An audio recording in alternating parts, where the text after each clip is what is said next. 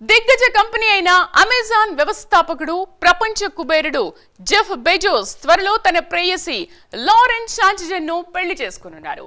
ఇదివరకే నిశ్చితార్థం కూడా జరిగింది. గతేడాది డిసెంబర్ 28న పెళ్లి చేసుకోనున్నట్లు వార్తలు వచ్చినా అప్పుడు వాయిదా పడిన వీరి పెళ్లి ఇప్పుడు జరగబోతోంది. అయితే వీరి పెళ్లి కంటే ముఖ్యంగా పెళ్లి ఖర్చు గురించే తెగ చర్చ నడుస్తోంది. ఈ పెళ్లి కోసం కోట్లాది రూపాయలు ఖర్చు చేస్తున్నట్లు వార్తలు వినిపిస్తున్నాయి. మరోవైపు ఈ పెళ్లిని కొందరు వ్యతిరేకిస్తున్నారు. వెనిస్ లో జరగాల్సిన ఈ కార్యక్రమానికి స్థానికుల నుంచి తీవ్ర నిరసనలు వ్యక్తమవుతున్నాయి.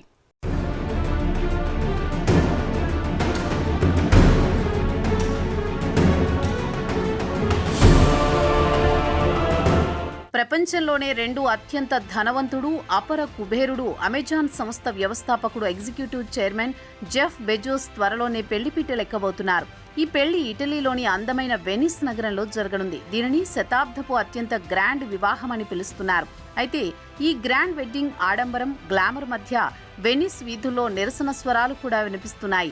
స్థానిక ప్రజలు, స్వచ్ఛంద కార్యకర్తలు ఈ వివాహంపై ఆగ్రహం వ్యక్తం చేశారు. ఇంకా నో స్పేస్ ఫర్ బెజోస్ అనే బ్యానర్ ను వీధుల్లో ప్రదర్శిస్తున్నారు. గత కొంతకాలంగా ప్రేమాయణం సాగిస్తోన్న ప్రియురాలు లారెన్ శాంచెజ్ ను ఆయన వివాహం చేసుకోబోతున్నారు. ఈ ప్రేమ జంట ఇటలీ దేశంలోని వెనిస్ నగరంలో భారీగా వివాహ వేడుక చేసుకోవడానికి సన్నాహాలు చేస్తున్నారు. ఇప్పటికే వీఐపీ అతిథుల జాబితా, ప్రైవేట్ జెట్లు, భద్రతా ఏర్పాట్లపై ప్రపంచ మీడియా దృష్టి పెట్టింది. 55 ఏళ్ల లారెన్ శాంచెజ్ గతంలో జర్నలిస్టుగా పనిచేశారు. ది వ్యూ, కేటీటీవీ, ఫాక్స్ 11 వంటి ప్రముఖ ఛానల్స్లో రిపోర్టర్గా, న్యూస్ యాంకర్గా బాధ్యతలు నిర్వహించారు. ప్రస్తుతం ఆమె సేవా కార్యక్రమాల్లో చురుగ్గా పాల్గొంటున్నారు. అయితే ఈ వేడుకపై స్థానిక ప్రజలు తీవ్ర అసంతృప్తి వ్యక్తం చేస్తున్నారు. ఇప్పటికే నగరంలో పర్యాటకుల తాకిడి ఎక్కువగా ఉందని, దీనికి తోడు సంపన్నుల వివాహంతో సెలబ్రిటీల రాకపోకలు పెరిగి నగరం స్తంభించిపోతుందని వారు ఆందోళన చెందుతున్నారు. ఈ నేపథ్యంలో నో స్పేస్ ఫర్ బెజోస్ అంటే బెజోస్కు చోటు లేదు అనే నినాదాలతో ఆందోళన కార్యక్రమాలు చేపట్టారు. నగరంలోని ప్రధాన కాలువలు, సెంట్రల్ వెనిస్లోని పలు పర్యాటక ప్రాంతాలను దిగ్బంధించాలని నిరసనకారులు పిలుపునిచ్చారు. బెజోస్ చిత్రాలతో కూడిన భారీ బ్యానర్లను నగరంలో పలుచోట్ల ఏర్పాటు చేశారు. కొంతకాలంగా వెనిస్లో సంపన్నుల నుంచి అధిక పన్నులు వసూలు చేయాలనే ఆ డిమాండ్తో ఆందోళనలు జరుగుతున్నాయి.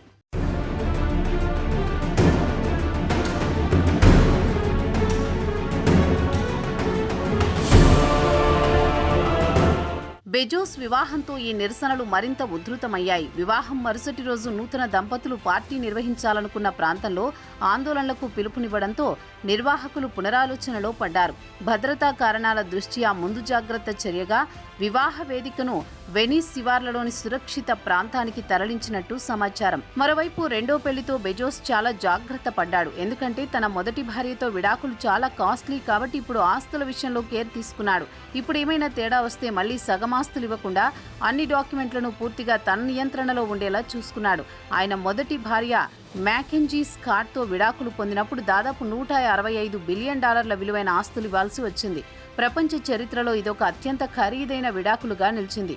దాంతో ఈసారి లారెన్ శాంచెజ్తో వివాహానికి ముందు చట్టపరమైన ఒప్పందం చేసుకున్నారు.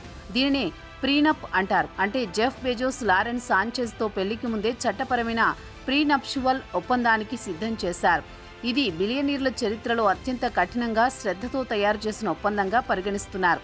మొదట్లో జెఫ్ బెజోస్ తన వివాహానికి వెనిస్లో కన్నరెజియా ప్రాంతంలోని స్కూలా గ్రాండే డెల్లా మిసెరికార్డియా అనే ప్రాంతం అనుకున్నాడు.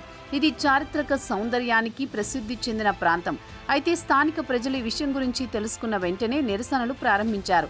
నో స్పేస్ ఫర్ బెజోస్ అంటూ నిరసనకారులు రోడ్లు, కాలువలు, వంతెనలపై గందరగోళం సృష్టించారు. ఫలితంగా బెజోస్ తన వివాహ స్థలాన్ని మార్చారు. వెనిస్లో ఉన్న ఆర్సెనల్లో పెళ్లికి ఏర్పాట్లు చేశారు. ఎందుకంటే అక్కడికి రోడ్డు మార్గం ద్వారా చేరుకోవడం అసాధ్యం. దాంతో నిరసనకారులు పెళ్లి ఆపడం కష్టమవుతుంది. ఆర్సెనల్లో వివాహ భద్రత ఇంకా గోప్యంగా ఉంచారు.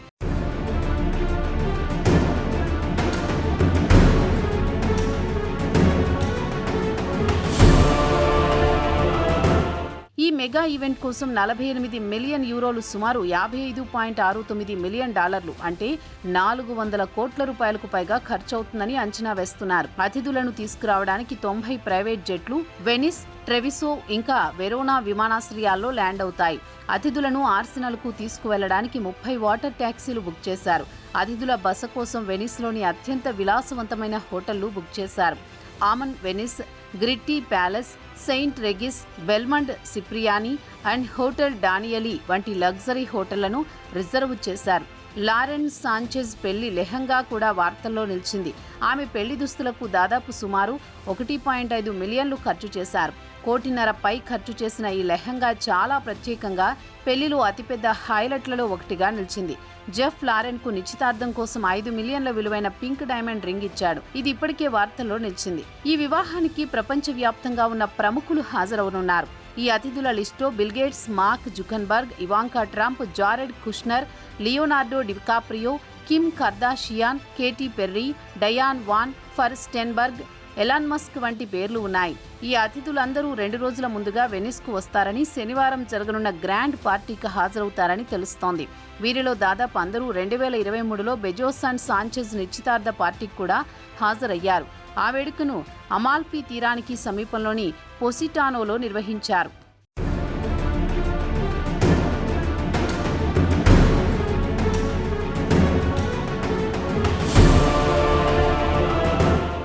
వెనిస్ మేయర్ మాత్రం ఈ సెలబ్రిటీ వివాహానికి మద్దతు తెలిపారు.